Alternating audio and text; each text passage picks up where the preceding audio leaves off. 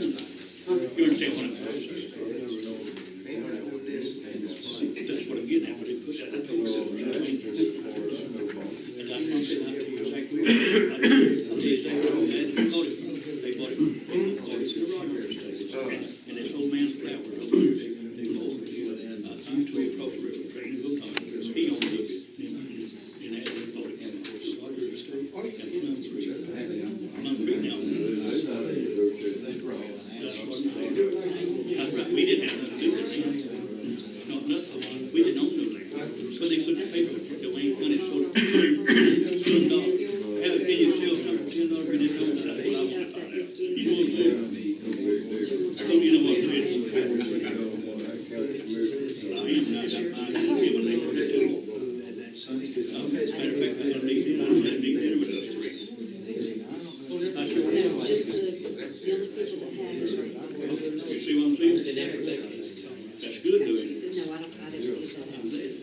And me and Mike, we go to the month with us, they were shooting, you want something? He said, you don't say what you look like, already make it.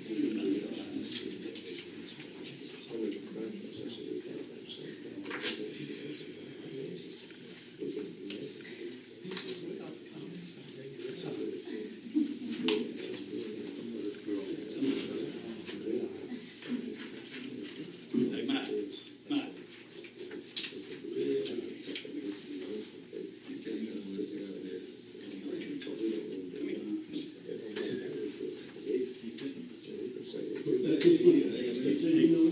Hey, Caleb.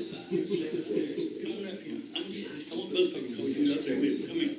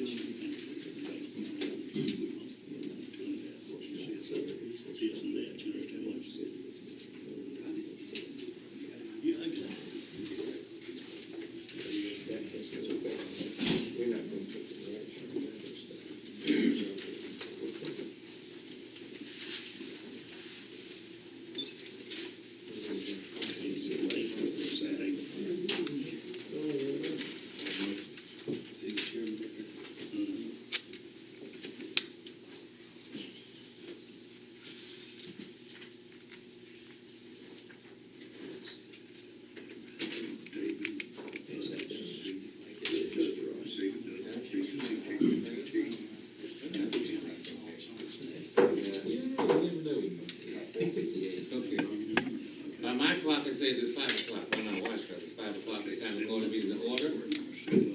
And first, I'd like for us to all stand and repeat the Lord's Prayer in unison, after which we'll have the pledge.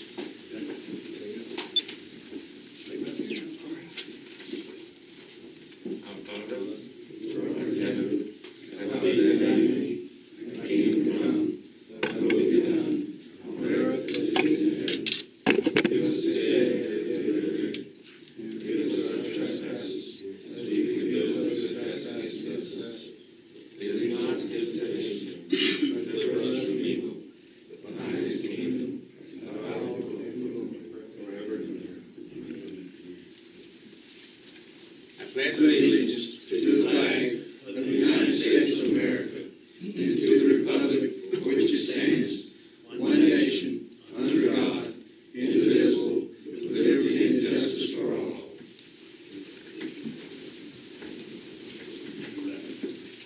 Now, I ask the Secretary to read the minutes of the last meeting, please.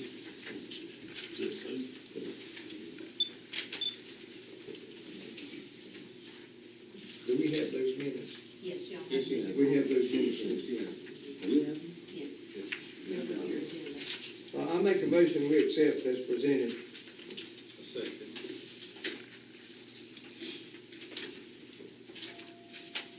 We have the motion and second that we accept the minutes as they are. All in favor?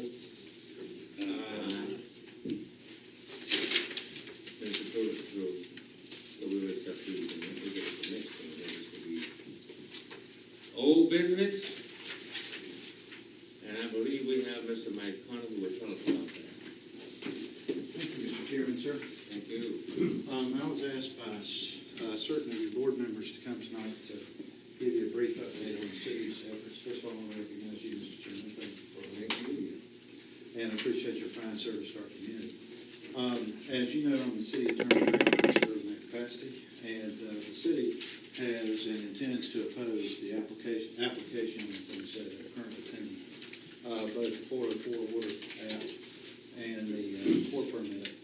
And I do not intend to go through all the various problems, but I will tell you that there are many. There's two notebooks full of problems with those permits supported by good science. We have engaged a number of different scientists, some of which appeared at the public meeting last week, but most of whom have not yet appeared, and they will be appearing by both report and otherwise. Some of the things that we addressed at the hearing the other night was that obviously this is an environmentally unstable and precarious area. It's a wetlands area. And indeed, the project does involve the disturbance of approximately 26 acres of wetlands.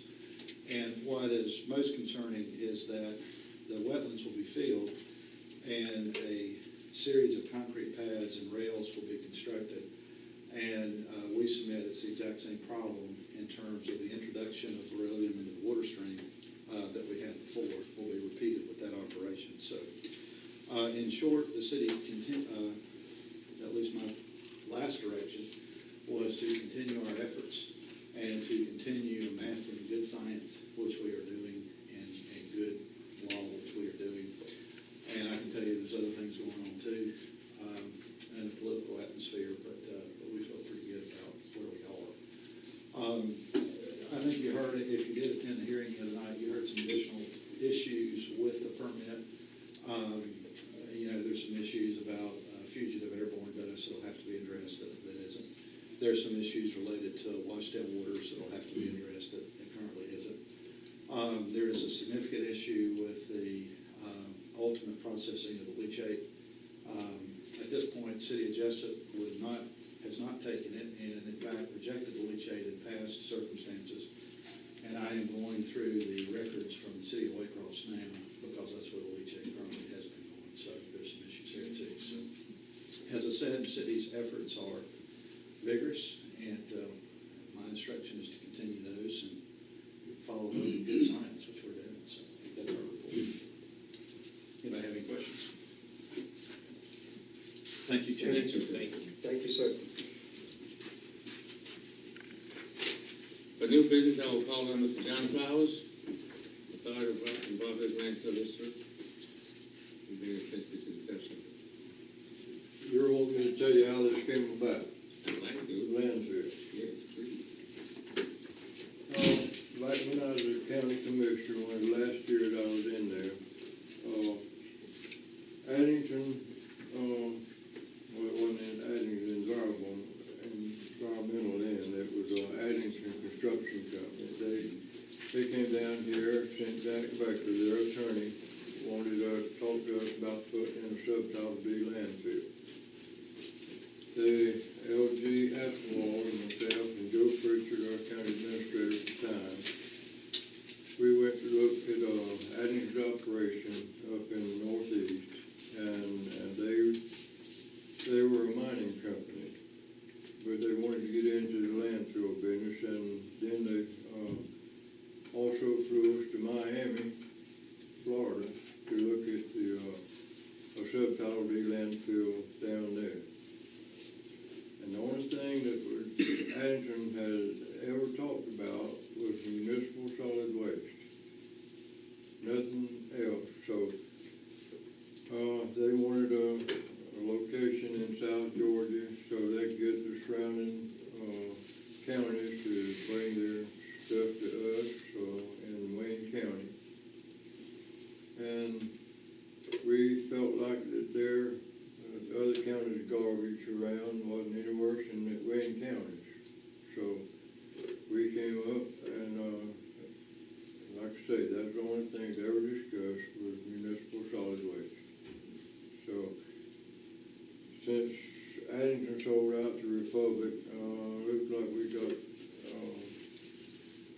kind of roped on the way the wording of the new contract was. So about all I have to offer. I'm just telling you how we got into it. And everybody thought it was a good idea. All the county commissioners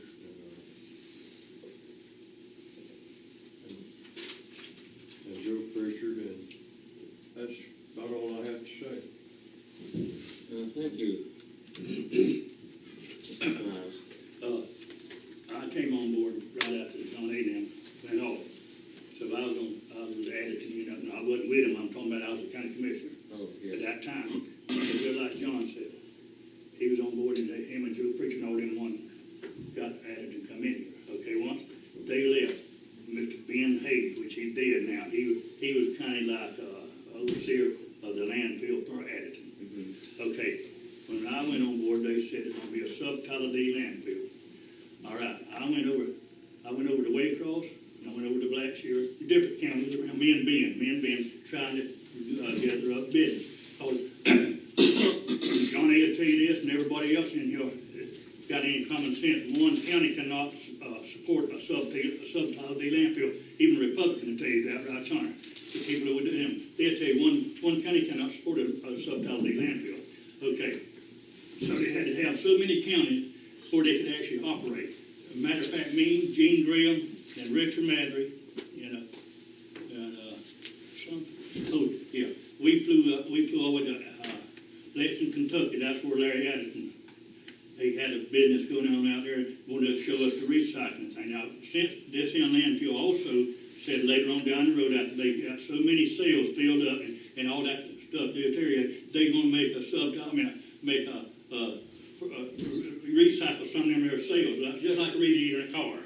Okay, they'll sell like a food product hit a rock, they make fertilizer out of it. We've seen that now. They did that in Kentucky where we went out and looked at all that. Then they take all the metal and they get all the metal out of it and they recycle that.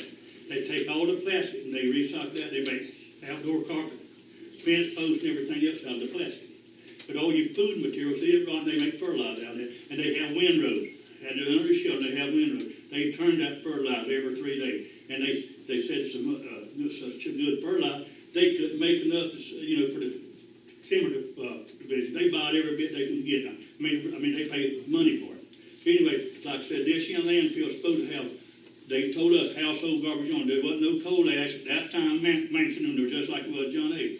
But I'm telling you, they went, like I said, I went to Blackshear and I went to Waycross. I got my butt whipped on this trash business. When I told them I'm inviting them to come to Wayne County with the trash, because we had to have so many counties where we could open this up, where Addison can open it up, in other words. I didn't open it up. And another thing, I wish Wayne County did on that landfill, but we don't. We couldn't afford it no way. One county, like I said, couldn't afford it. But anyway, Blackshear and Waycross, they thought they were going to get ahead of us. They get them a sub-Tyler D landfill. Pierce County gave Waycross, which is Ware County, $300,000 to go in together and have a sub-Tyler D landfill. But the Corps engineers, EPA and EPD wouldn't give them no contract. So they had to turn around and bring it back to us. And John A., remember this, when they closed out our regular landfill out there at Goose Creek, we had to put monitoring wells in, had to lock it up. So EPA closed it. So we had to haul our trash from here to Brunswick, Georgia at that time till this landfill opened up. And I'll tell you exactly how much they charge us a ton in Brunswick, Georgia. $48 a ton. That's way back when I had big money then. $48 a ton. Now let me tell you this, what they get now charged $27.50 a ton across the scale. That's what Republicans get right now. Right? Yes. Okay, and it costs us $48 a ton just to get rid of us here to Brunswick, Georgia. I was on board, I know that. But anyway, we supposed to get $1.50, I think, hose fee, because we the hose county, you see. So that's what we're supposed to get every ton to go across the scale. But like I said, you take $1.50 a ton going across the scale versus $27.50. Now I'm gonna tell you something. I'd rather have a landfill with garbage than I had a gold mine. Because gold gonna run out, but as long as there are people on there, trash ain't gonna run out. You understand what I'm trying to say? It's gonna be here, as long as people's here. But what I'm getting at, like I said, that's the only time I ever heard coal ash mentioned when Derby put it in the paper. That's the only time I ever heard coal ash. I didn't even know they had coal ash coming there, nobody. But now, me and this man right here, and our chairman right here, we was in Tifton the other day, And now, Waste Management got theirs, Waste Management. Now, I'm gonna tell you something, Waste Management and the Republic, them the two largest trash companies in the world.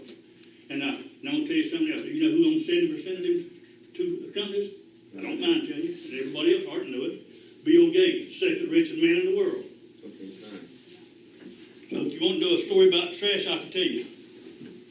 Well, let me get back to the agenda here, and I think the next thing on this docket is Mr. Townsend, who's going to talk about future meeting schedule discussion. But before he does that, I'd like to read you something that came to my attention here. And this is a release that was put out by EPA, and it says, news releases hazardous waste, and it was dated December 19, 2014. And this is the way it reads. Common sense, pragmatic rules to protect against structural failure, water, and air pollution. The U.S. Environmental Protection Agency today announced the first national regulation to provide for the safe disposal of coal combustion residuals, coal ash, from coal-fired power plants. The final rule establishes safeguards to protect communities from coal ash impoundment failure, like the catastrophic Kingston, Tennessee spill in 2008, and establishes safeguards to prevent groundwater contamination and air emissions from coal ash disposal. EPA is taking action to to protect our communities from the risk of mismanaged coal ash disposal units and putting in place safeguards to help prevent the next catastrophic coal ash impoundment failure, which can cost millions for local businesses, communities, and states. And this was spoken by the EPA Administrator Gina McCarthy. And further her quote, these strong safeguards will protect drinking water from contamination, air from coal ash dust, and our communities from structural failures while providing facilities of practical approach to implementation. EPA has been studying the effects of coal ash disposal on the environment for public health for many years. In the wake of the failure of TVA coal ash pond in Kingston, Tennessee, EPA began a multi-year effort to help ensure the safety of the nation's coal ash disposal facilities, including assessing more than 500 facilities across the country improperly constructed or managed coal ash disposal units. Let me start that again, please. Somewhere along the line, I got lost. Okay. In the wake of the failure of the TVA coal ash pond in Kingston, Tennessee, EPA began a multi-year effort to help ensure the safety of the nation's coal ash disposal facilities, including assessing more than 500 facilities across the country. Improperly constructed or managed coal ash disposal units have been linked to nearly 160 cases of harm to surface and groundwater or to the air. EPA carefully evaluated more than 450,000 comments on the proposed rule, on the testimony from 8 public hearings, and information gathered from 3 notices soliciting comment on new data and analysis. Improperly constructed or managed coal ash disposal units have resulted in the catastrophic failure of surface impoundments, damages to surface water, groundwater, and the air. The first federal requirements for the impoundments and landfills to address these risks include, number 1, the closure of surface impoundments and landfills that fail to meet engineering and structural standards and will no longer receive any coal ash. Number 2, reducing the risk of catastrophic failure by requiring regular inspections of the structural safety of surface impoundments. Number 3, restrictions on the location of new surface impoundments and landfills so that they cannot be built in sensitive areas such as wetlands and earthquake zones. Yeah. Number 4, protecting groundwater by requiring monitoring, immediate cleanup of contamination, and closure of unlined surface impoundments that are polluting groundwater.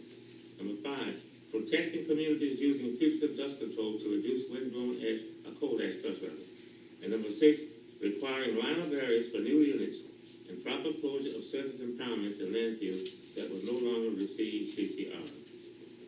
Now, finally, in response to comments received on the proposal, the final rule makes a number of changes by providing greater clarity on technical requirements for coal ash landfills and surface impoundments under Subtitle D of the Resource Conservation and Recovery Act, the nation's primary law for regulating solid waste. This is from the EPA, that's what they say. And I want to make everybody aware of it. And anybody who wishes, and this will be a copy of it. Be glad to furnish it with you. Can I say one more thing? Go right ahead. To clear everybody up on this young, and I know y'all probably heard it, y'all read the paper, and Johnny will tell you the same thing. I want to know where where county sold that land out on the landfill for $10 in the paper. How can the county sell something they ain't never owned? I want somebody to answer that question for me. We ain't never owned no land out on it. Not for the landfill. Wayne County ain't never owned a drop of that land. I can tell you exactly who owned it, and I'll tell you exactly what they paid for it.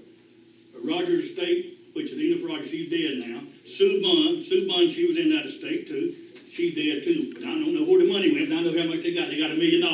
But now the county ain't never had no land out on it. No. But they put it in the paper where the county sold it for $10. How can the county sell anything for $10 that don't belong to them? I want somebody to answer that for me. Well, be that as it may, sir, what I've been told is that the county has signed a binding contract with Republic. A binding contract. You haven't knocked on $10, though, don't blame it. That's what they put in there. I'm just saying what I... Oh, I know that, but I just want to clarify that. The county has never owned a drop of that land out there, not that I know of. And I know John A. was on board before I did, and I know John A. the county never did bought it while they was on board, either did John A. I didn't think it did. And matter of fact, I had the tax assessor look it up too, and he said, no, the county ain't never owned that land, which I knew they did. Well, this meeting was called to get what we got here on the agenda, and I'm glad you came, and we like hearing from you. But now we're going to go on with the future meeting schedule, a discussion by Mr. Bobby Townsend, who will finish up with that. Thank you, Mr. Chairman. Yes. I think it's important to have regular meetings, and I've been on board and been on this for a while, and sometimes we've not had regular quarterly meetings as required. So I just wanted to bring up and relate that to all of you, and let's talk about how you want to run future meetings, what time you want to have them, and when's the best time to have them, what time, and that sort of thing. Does this seem to be a good time for everybody, say 5 o'clock in the afternoon? Does this seem like a good time? Well, I think we ought to set them up on a quarterly basis as it requires us today. And of course, if for some reason we want to cancel a meeting, we have that right to do so. But I think it's important that we have it and everybody know ahead. And my thought is, and I just looked at it, and this is just my thought, is maybe the first Thursday of every quarter, and using this one as the first quarter, March being the first quarter of 16, and then just like April, May, June, the first Thursday in June would be our next meeting. And this, of course, unless we needed a special meeting. I'd like to hear from y'all, anybody on the board or here. I think so. Hear the comments. March, June, September. Yeah, so every 3 months. So it'd be after using this as the first quarter of 2016. I'll make a motion to that effect. I'll second. The motion has been made and seconded that we'll be using the first Thursday of every quarter to meet at 5 p.m. at this facility for the purpose of discussing whatever we need in the way of solid waste management. Any questions? All in favor of? The motion is carried. Every 2 months we meet at this facility at 5 o'clock to discuss whatever we need to address. Well, that is what we set up ourselves to do today, except for the item for authority members. Any members with any comments or any additional information? Okay, Mr. Townsend. I'd just like to say, I think everybody coming, we've got a nice group out there of local people, and I respect and thank Republic for having their group here, and we appreciate y'all. I know you're probably going through some hard times and maybe some cross feelings, but you got to realize that we live in this county, and we work and know all these people, and we've got to do what our people want, notwithstanding what we think. We've got our own personal opinions too. I have personal opinions about it. I've worked around seeing using coal ash through the years. I used to work I retired from the Georgia Department of Transportation, and we did research and work with coal ash many, many years ago and using it in flash and soil cement material and all that. I did learn enough about it to know I didn't want to be around it all the time without taking precautions. What I would like to relate to everybody in this community is that I think that we've all been put in this dilemma by the agents moving too fast. I think they're moving too fast on this. I don't think that it's all trial and error in my opinion. And I think that if we don't slow down and we can't get these agencies, these regulatory agencies to slow down and get some research behind what they're requiring us to do, I think we're going to pay for it later. So that's just me. That's my personal opinion from being around it and knowing about it. I think we're going to experience some problems down the road. These folks that wants to bring it in, you know, that they in the business, that they're business, and they got regulations and permits, and they're going to do the best they can with what they got. But beyond that, we got to consider what we're up against in this county and protect our people. And I know that everywhere this stuff is breached from these ponds, they're having health hazards. Like I say, it's one of the biggest happenings that I've ever seen come up in this county, in this community. And I just hope that everybody will study it, look at it, and within their heart do what's right. And whatever we do, let's be gentlemen about it. Like I say, these folks want to be good neighbors, and we don't want to treat them unfairly, but we want to protect ourselves as much as we can. They've already poisoned our community. I mean, Well, I can't say that. I don't have anything to back that up personally, but that's the reason I say I think that we're moving too fast with this. We don't have a lot of ammunition to back up some of this stuff either side talks about, other than, well, in some cases we have some strong ammunition.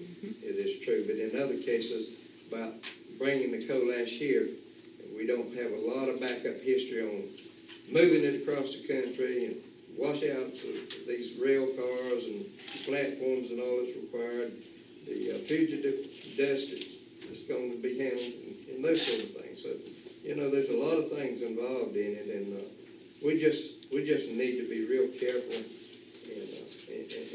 and pray long and hard about this, that everything works out, because in my opinion, that it may be 5 years, it may be 10 years, it may be 100 years, but I'll promise you, I won't be here probably, but at some point down the road, this is going to be a super fund. Anywhere this stuff goes in the amount that we're talking about putting, it doesn't matter whether it's here, it doesn't matter where it is. They are going to be super funds. I think there are better places to put coal ash. Hydrologists already will tell you that being about water, coal ash doesn't need to be around wetlands or water. The best place for it is in the desert. Of course, we all know that that's costly, and we know that lobbyists are going to lobby with the regulatory agencies to do, and that's what's happened in this case. They've changed it from hazardous or named it a non-hazardous material. But I can tell you, anything that produces beryllium and all these other hard metals that go into it, they will kill you. And it has some radioactive materials in it, so it's a known fact. So, you know, those are the things that we got to get through. But I just wanted to that's just my general feelings. I like all these people. I consider them. I've grown to like Jeremy, but you know, and all those folks out there, they got a job to do. We got a job to do. And I'm going on record as I'm going to protect the people of Wayne County as long as I have a say-so. So with that said, I'm going to do it in a mannerly and the right way. Okay, now, I don't know how many... Mr. Ross, I saw a hand. Yeah, I saw his hand, and I will allow him to speak. But I'm saying that the meeting was set up to do what we said to do, and I don't know how much more we're going to hear that's going to stop us from doing what they want to do. And if what you were saying is not gonna stop that, then why say it? We can all been out explaining. But can you tell me anything that's gonna, definitively stop us from having to bring coal ash in here? Now, I'll just name Mr. Brown. Well, I don't know, the only thing I can think of that can possibly stop them is power and numbers. Obviously, they slid a contract into the county that was, kind of shady. Questions that I have is, we've heard from Mr. Wright and we've heard from Mr. Flowers here that coal ash wasn't mentioned back then when they first came here. I'd like to know when coal ash comes to the contract, who approved the contract, what attorney read over the contract and said, oh, this is good, and what county commission board approved it without seeing it, because it's quite obvious to me that everybody in the county loves this county. But in order to let that pass, they must not have read that contract, or it would not have passed.